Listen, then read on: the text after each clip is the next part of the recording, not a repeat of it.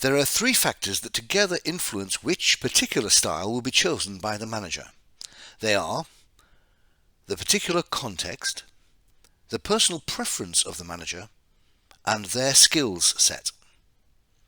So, looking at each in turn. Firstly, context. The situation should often have a key influence on the style chosen. For example, the tell style might be more appropriate in a crisis, but less appropriate when there is a need for consensus. The context of time can often play a part in influencing styles too. Collaboration and coaching styles are all time-consuming, whereas when time is short, managers might unconsciously choose a telling style because it is quick. The preferences of the staff member or team can also be influential.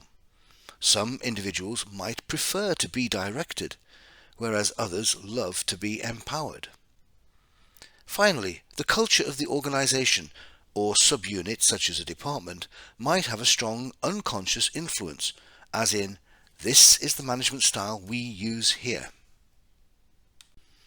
Secondly, personal preference.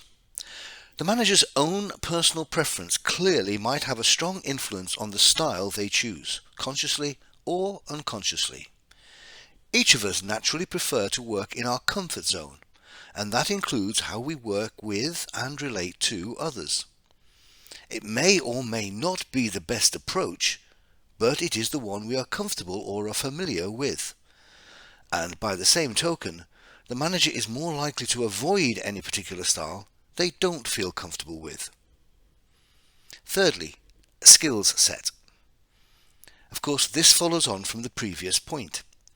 A manager is more likely to choose a particular style if they feel comfortable with it, and one reason they feel comfortable is that they are good at it, or at least they think they are.